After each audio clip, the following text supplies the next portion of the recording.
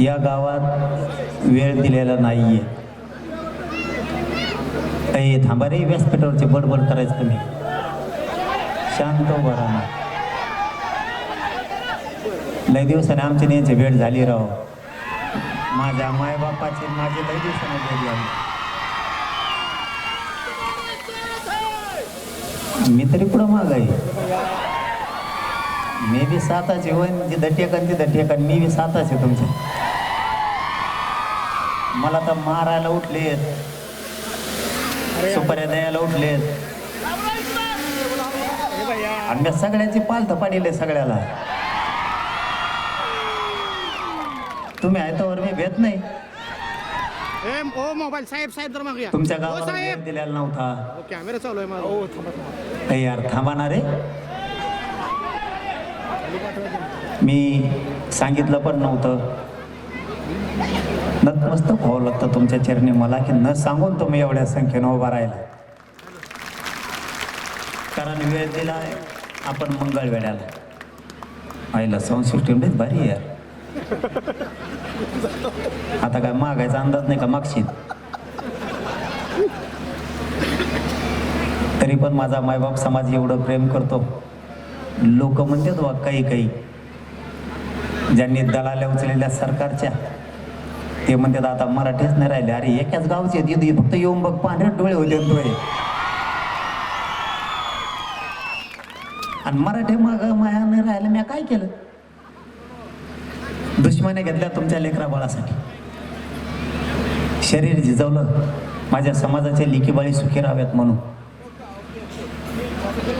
माझ्या समाजाचे पोरं पुरी PSI बनायला लागले. UPSC MPSC मध्ये चालले. BH MS करायला लागले.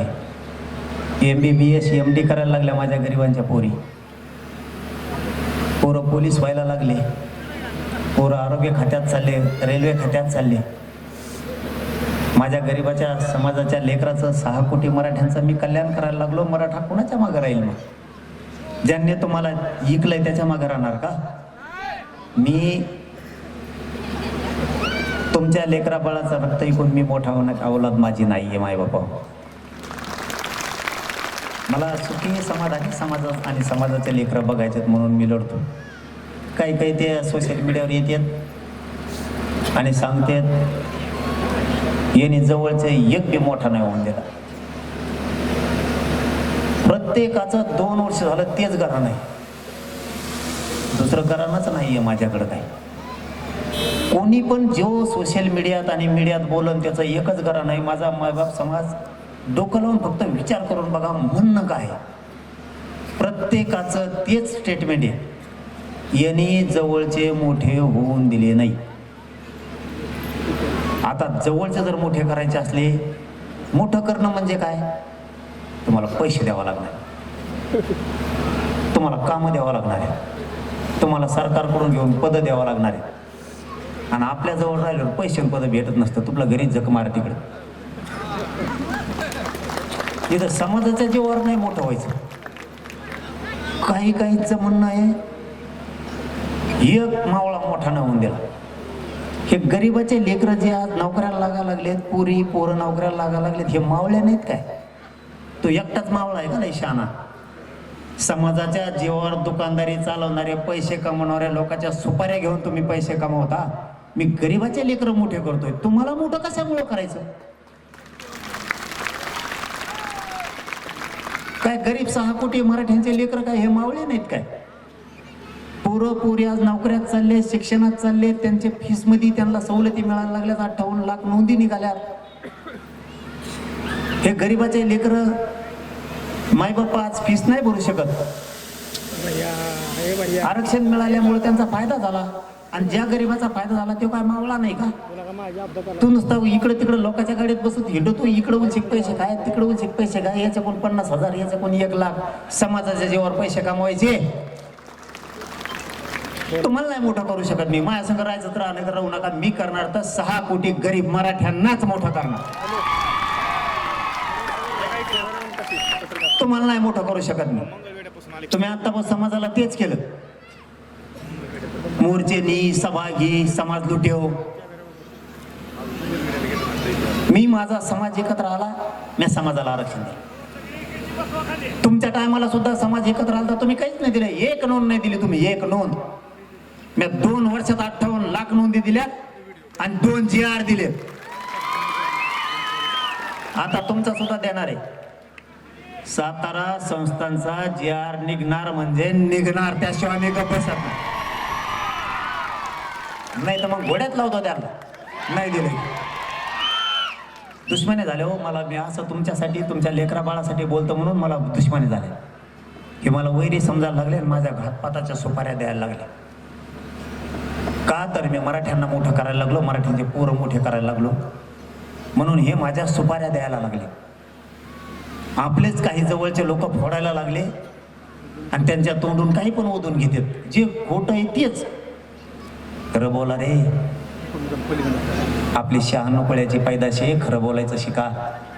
एखाद्या साहेब भंगार जातीला, रक्ताने हातमाखलेल्या जातीला खुश करायसाठी स्वतःच्या जातीला बदनाम करू नका, हराम करो. शेवटी जात जात असती ते कामाला नाही येणार. जातच कामाला येईल वेळ आल्या. वेळ आली ना, संकट आलं तर धावून दांडकं घेऊन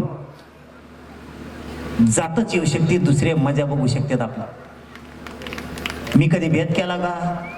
भाजपच्या मराठ्याला देऊ नका आरक्षण, काँग्रेसच्या मराठ्याला देऊ नका, शिवसेनेच्या मराठ्याला देऊ नका, राष्ट्रवादीच्या मराठ्याला देऊ नका. आरक्षण मिळालं म्हणजे सगळ्या मराठ्यांना मिळालं. अख्ख्या येता याचे उंबर. हे कोणचं नाव आहे? तुमच्याकडे भेद का काही माल? मला वाटलं आमच्याकडेच आहे. इतकं लवकर टाइम झाला का?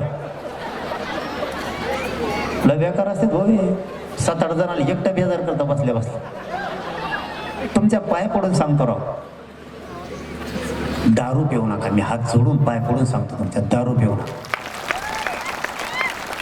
देशाच्या पाठीवर अशी कणखर जाते नाही मराठीची. फक्त तुम्ही व्यसनापासून लांब जात, तुमची प्रगती कोणीच रोखू शकत नाही. कोणीच. मायका लाल नाही झाला आणखीन तुमची प्रगती रोख.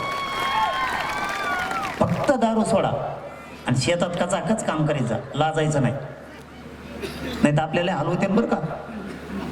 राजकारण करू नका या मताचा मी नाही. 15 दिवस, फक्त 15 दिवस राजकारण करायचं. निवडणुका झाल्या की सगळं सोडून द्यायचं. आपली जात सुधारायचे बघायचे, आपले पोरं पुरी अधिकारी करायचे बघायचे. हे 5च वर्ष आहे. एकदा जर पोरगण पोरगी अधिकारी झाली ना, 50-60 वर्ष टेन्शनच नाही भाऊ. कुणाची सही करायची, कुणाची नाही करायची, आपल्या लेकीबाळीच्या हातात राहायला पाहिजे. नाही तर राहावं लागतं मग तो लोकांच्या दारात जाऊन उभा करा आमची एवढी सही. मान ताईट राहिली पाहिजे, प्रतिष्ठा मराठ्यांची वाढली पाहिजे, असे कामं करा. ते संस्थापक राजे छत्रपती शिवरायांच्या चरणी नतमस्तक होतो.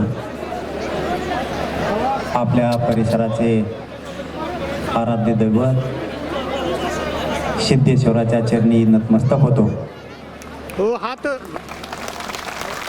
आणि इथं जमलेल्या तमाम माझ्या बांधवांना माझा मानाचा जय शिवराय. गडीला येत तर लागला. त्याला आरक्षण मिळालं का? नाही. त्याच्यामुळेच एवढा आवाज. तुमच्या गावात मला अशी माहिती मिळाली की बेदरे आडनावाचे लोक आहेत का? हा.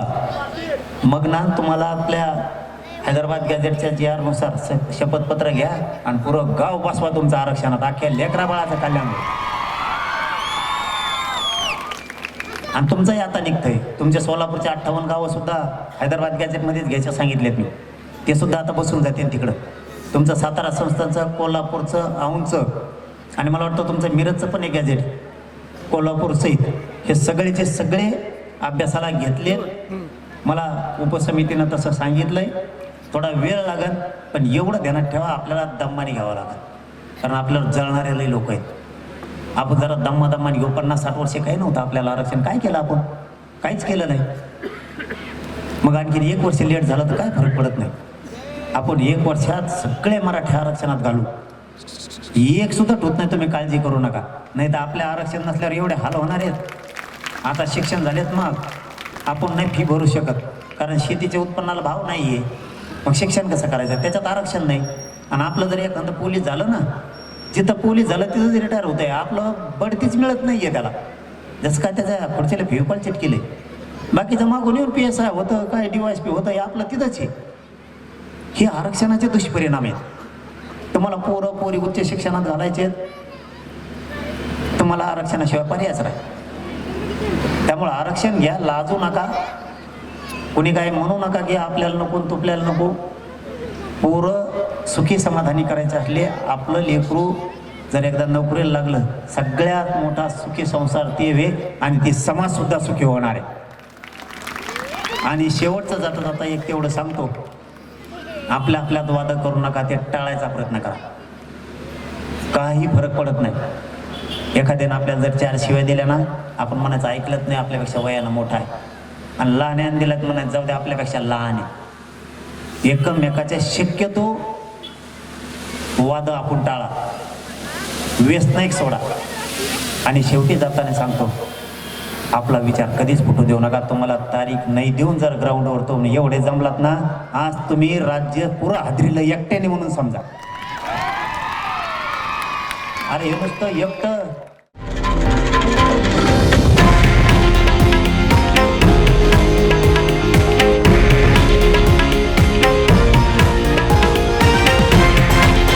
हे आहे देशातील नंबर 1 न्यूज नेटवर्क आणि आपण पाहत आहात TV9 मराठी, एकमेव.